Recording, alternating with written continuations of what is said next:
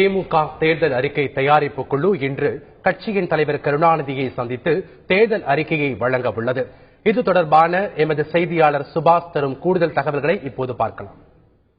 திமுக தேர்தல் அறிக்கையை தயாரிப்பதற்காக கடந்த ஆகஸ்ட் 25ஆம் தேதி TR பாலுவை ஒருங்கிணைப்பாளராக கொண்டு 9 பேர் குழுவை அமைத்தது. இந்த குழுவில் கனிமொழி, தங்கம் தென்னரசு, VP துரைசாமி, ராமசாமி மற்றும் NR இளங்கோ, TK இளங்கோவன் ஆகியோர் இடம்பெற்றிருந்தனர். இந்த குழுவானது தமிழகம் முழுவதும் சுற்றுப்பயணம் மேற்கொண்டு வணிகர்கள், வியாபாரிகள் மற்றும் விவசாயிகள் என பலதரப்பு மக்களிலும் கருத்துக்களை கேட்டிருந்தது. 10,000க்கும் மேற்பட்ட மனுக்களையும் இந்த குழுவினர் பெற்றிருந்தனர். அதேபோன்று நமக்கு நாமே சுற்றுப்பயணத்தின் மூலமாக MK ஸ்டாலின் சுற்றுப்பயணம் மேற்கொண்டு 4 லட்சம் மனுக்களை பொதுமக்களிடம் பெற்றிருந்தார்.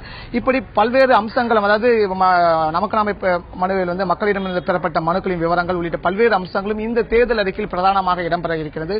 குறிப்பாக தேர்தல் அறிக்கையானது நேற்றுடன் இந்த குழு முழுமையாக முடிக்கப்பட்டு இன்று மாலை திமுக தலைவர் கருணாநிதியிடம் வழங்க இருக்கிறார்கள். அந்த வகையில் வழங்கப்பட்ட பிறகு வருகின்ற 10ஆம் தேதி திமுக தேர்தல் அறிக்கை வெளியிடப்படும் என எதிர்பார்க்கப்படுகிறது.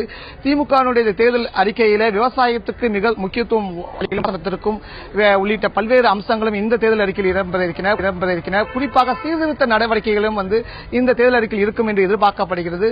அது மட்டுமல்லாமல் 2011ஆம் ஆண்டு திமுகவின் தேர்தல் அறிக்கையில் விடப்பட்டிருந்த பல்வேறு அம்சங்களும் இந்த தேர்தல் அறிக்கையில் இடம்பெற இருப்பதாக தெரிகிறது. உதாரணத்துக்கு அத்திக்கடவு அவிநாசி திட்டம் உள்ளிட்ட விஷயங்களும் இந்த தேர்தல் அறிக்கையில் இடம்பெறுகின்றன. இந்த தேர்தல் அறிக்கையில் திமுகவை பொறுத்தவரை மிக பிரதானமாக பார்க்கப்படுகிறது. மக்களை கவரும் வகையில், வியக்கத்தக்க வகையில் இந்த தேர்தல் அறிக்கை இருக்க வேண்டும், அது முழுமையாக சென்றடைய வேண்டும் என்ற வகையில் திமுக உறுதியாக இருக்கிறது. அந்த வகையில் திமுக தேர்தல் அறிக்கை மக்களை கவருமா என்பது இன்னும் 2 நாட்களில் தெரிய வரும். தந்தி டிவி செய்திகளுக்காக ஒளிப்பதிவாளர் சிவாவுடன் சுபாஷ் சந்திரபோஸ்.